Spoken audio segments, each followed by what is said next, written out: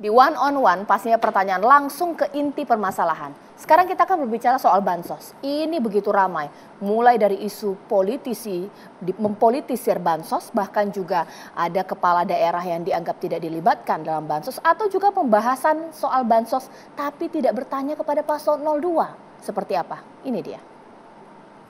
Pak Anies, lagi ramai kita mau tanya soal bansos. Karena menurut saya bansos ini adalah kewajiban negara dan rakyat berhak mendapatkannya. Tapi kita punya problem, karena banyak klaim yang diberikan seolah-olah ini bantuan orang per orang atau kelompok. Padahal kita masih punya. Ada data yang tidak valid, ada cara penyampaian yang tidak benar, ada protes yang kemudian tidak terverifikasi atau terrespon dengan baik. Ini yang menjadi pertanyaan saya kepada Pak Anies adalah, menurut Pak Anies kira-kira, bagaimana tata kelola bansos agar satu tidak saling klaim, dua bisa tepat sasaran, tiga tidak menimbulkan kecemburuan-kecemburuan, sehingga inilah satu harapan yang betul-betul bisa diterima oleh rakyat. Silakan. Pertama, kita harus menyadari bahwa yang disebut sebagai bansos adalah bantuan untuk si penerima, bukan bantuan untuk si pemberi. Karenanya dia diberikan sesuai dengan kebutuhan si penerima. Kalau penerimanya membutuhkan bulan ini, ya diberi bulan ini. Kalau dibutuhkannya 3 bulan lagi, ya 3 bulan lagi. Tidak usah dirapel semuanya. Okay? Dijadikan sebagai sesuai kebutuhan. Yang nomor satu, itulah yang disebut sebagai bansos tanpa pamrih. Kemudian yang kedua, pemberian bansos ini harus tepat sasaran. Artinya diberikan melalui pendataan yang baik, informasi data itu harus akurat, dan mekanisme pemberiannya melalui jalur birokrasi, bukan dibagikan di pinggir jalan, tapi dibagikan langsung di lokasi menggunakan siapa jalur birokrasi. Ganjar Anies asyik membahas soal bansos tapi tidak bertanya kepada Prabowo. Pak Bahlil, ini apa sih? Sindiran politik atau apa? Saya itu bingung ya. Mungkin Pak Anies ini kan nggak pernah menjadi orang miskin ya. Jadi begitu saya melihat kok begitu kayak nggak ikhlas ya. Kalau pemerintah itu hadir membantu saudara-saudara kita yang membutuhkan. Caca sedikit saya cerita. Saya itu dulu orang miskin, Caca. Sama dong, Pak. Ibu saya itu hanya pembantu rumah tangga dan ayah saya hanya buruh bangunan. Saya pernah merasakan intervensi pemerintah dalam pemberian beras raskin di Papua. Itu yang padinya banyak, yang merah-merah. Setiap SD saya kelas 5, kelas 6 sampai SMP itu pulang mikol setiap bulan 25 kg. Kenapa itu? Harganya murah, Caca. Dan bagi kami orang miskin waktu itu sangat bermanfaat sekali. Nah sekarang negara melihat kita baru habis COVID, kita baru selesai pandemi, masuk di El Nino, negara harus hadir untuk membantu saudara-saudara kita yang tidak beruntung. Masa ada calon pemimpin yang masih miris? Mereka ini mau jadi pemimpin untuk siapa? Apakah saudara-saudara kita yang di bawah ini, yang mohon maaf, yang miskin ini tidak layak dan pantas oleh versi mereka ini untuk dibantu? Pak Jokowi dalam implementasi kebijakannya untuk mewujudkan tentang apa yang menjadi perintah konstitusi, apa yang menjadi perintah undang-undang Pancasila tentang melindungi segenap bangsa Indonesia dan seluruh tumpah Indonesia, mewujudkan kesejahteraan, ya, bagaimana memastikan mereka bisa makan. Nah, instrumennya itu adalah bansos. Nah, bansos ini sudah terjadi sejak berapa puluh tahun. 2009 ada bansos, 2014 ada bansos, 2019 ada bansos. Dan Pak Jokowi dalam konteks kepemimpinannya berbeda dengan presiden-presiden terdahulu. Pak Jokowi ini kan suka turun ke lapangan, melihat rakyatnya susah bagaimana, senang bagaimana. Nah kemudian kalau ditanyain tentang bagi-bagi di jalan, bagi-bagi di rakyat, Pak Jokowi kan sudah melakukan itu sejak 2014. Di setiap daerah datang tanpa ada pilpres. Tanpa Pak Prabowo sama Mas Gibran jadi pasangan nomor 2, beliau sudah melakukan itu. Kenapa sih nggak ditanyain, Pak Anies nggak nanya ketika ada video yang beredar di waktu Covid, Pak Presiden Jokowi datang ke rumah warga yang jam 1 malam, ketok-ketok pintu orang, dikasih bantuan. Yeah. Kenapa nggak ditanyain itu? Itu untuk apa? Apa untuk elektoral? Apa itu untuk pilpres? Itu adalah ketulusan dari Pak Jokowi.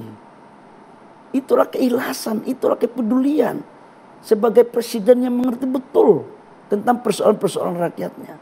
Sebagai presiden yang pernah susah, yang tinggal di bantaran kali. Kalau Pak Anies mungkin nggak pernah tidur di bantaran kali, jadi memang beda passion ya. Yeah. Beda passion. Jadi saya pikir apanya harus diperdebatkan di situ. Yeah. Katakanlah dia bilang bahwa tanpa diinventarisasi. Lo yang menginventariskan Menteri Sosial. Dan data itu kan sudah puluhan tahun. Bahwa ada terjadi perubahan, itu kerjanya Menteri Sosial. Siapa Menteri Sosial? Ibu Risma. Ibu Risma dari partai mana? PDIP. Apakah PDIP pendukung pasangan 02? Bukan. Jadi biasa aja. Apakah menterinya yang mau bagi? Presidennya yang mau bagi? Monggo. Oke. Jadi nggak usah diperdebatkan, yang penting adalah substansinya. Dan ingat, Pak Presiden Jokowi tidak pernah membagi sembako atau membagi bansos, lalu kemudian bilang pilih nomor sekian ya. Nggak ada itu. Dugaan aja kayak begitu. Dan memang ciri-ciri orang yang begitu, itu sudah masuk dalam kategori apa ya, mau bertanding tapi sudah tahu suasana kebatinan udah mau kalah kali ya. Okay. Jadi mulai cari alasan gitu Caca. Ya. Pak Bahlil, tapi bansos tahun ini dikucurkan begitu besar untuk memberikan sumbangan elektoral untuk Gibran dan pasti juga kepada Pak Prabowo, tidak sih? Enggak lah. Tidak. Emang Caca nggak setuju kalau kita kasih orang yang susah, yang lagi membutuhkan? Setuju sih. Masa sih kita kasih, masa negara hadir memberikan bantuan kepada rakyatnya dicurigai? Ya. Ini mau jadi presiden Republik Indonesia atau mau jadi presiden negara lain? Ya ngomong aja sekaligus. Bahwa kalau saya jadi presiden, contoh, saya tidak membantu orang miskin. Gitu aja, biar lebih fair. Tapi kalau Pak Jokowi kan konsisten. Membantu rakyat yang membutuhkan sebagai amanah daripada pembukaan Undang-Undang 45. Bahwa melindungi segenap bangsa Indonesia dengan seluruh rakyat dan seluruh tumpah darah. Termasuk dalamnya adalah bagaimana memberikan perhatian. Itu esensi kita bernegara. Jadi esensi bernegara ini jangan diartikan parsial. Dan ingat loh Caca, bahwa Presiden Jokowi ini membagi bansos bukan untuk 2024 ini saja. 2014, 2015, 2007, Covid aja saya ini Caca, saksi hidup ketika diikutkan untuk mendampingi Bapak Presiden Jokowi ke daerah-daerah di era Covid. Ya. Itu datang ketuk rumah orang.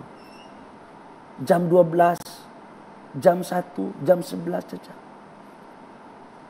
Datang, tujuannya apa sih? Pak Presiden mau lihat bagaimana rakyatnya. Tidak ada itu urusannya sama pilkada sama pilpres. Ada aja ini. Oke. Nah ini menarik ini Pak Bahlil ya. Jadi ada sindiran juga yang keluar saat ini statementnya dari orang, sebutannya adalah mantan orang dalam ini, yang bekerja bersama dengan Pak Jokowi. Ordal. Oh. Pak Ahok. Seperti Orla. Dia. Orang luar. Orlu. Wah, berapi-api sekali ya. Tanggapi dong Pak. Saya tidak perlu tanggapi orang kayak gini. Kenapa? Nggak perlu. Karena ngomongnya nggak relevan. Dia nggak pernah miskin. Nggak pernah tahu orang susah. Hidup lahir di piring emas. Bagaimana mungkin bicara tentang orang susah? Mana dia ngerti orang hidup di Papua yang susah? Mana ngerti orang hidup di NTT yang susah? Mana ngerti hidup di pedalaman-pedalaman? Saya tahu Pak Ahok orangnya hebat. Tapi dia nggak ngerti gitu. Jadi saya nggak perlu tanggapi. Otak saya masih mau pakai untuk hal positif. Nggak perlu kayak gitu-gitu. Ya. Biar aja relawan kita yang tanggapi, jangan ke saya. Jadi maksudnya bahwa urusan bansos jangan disangkut pautkan dengan urusan pilpres karena kebutuhannya berbeda itu seperti apa Pak? Begitu kan? Gini, mau ada pilpres atau tidak ada pilpres, ya. Bansos tetap ada ketika negara memandang itu harus ada untuk membantu rakyat. Terkecuali kalau bansos ini untuk pilpres, terkecuali bansos ini hanya ada untuk pilpres. Ya. Ini kan sudah ada sejak sebelumnya Caca. Lanjutan ya? Ini lanjutan, ini yang disebut dengan program berkelanjutan. Dan itu sudah dianggarkan lewat APBN. Disahkan lewat DPR. Semua fraksi ada di sana, Caca. Jadi bacot orang-orang ini juga harus rasional gitu loh. Jangan ngomongnya semau dewe itu loh. Baik. Ya negara ini, betul negara ini punya kita. Jadi negara ini harus diatur asas keadilan dan mengerti yang membutuhkan gitu loh, Caca. Baik. Ya ini makin hangat pemirsa, di One on One sesaat lagi ada juga isu yang begitu menyita perhatian publik soal pelanggaran etik Ketua KPU sesaat lagi.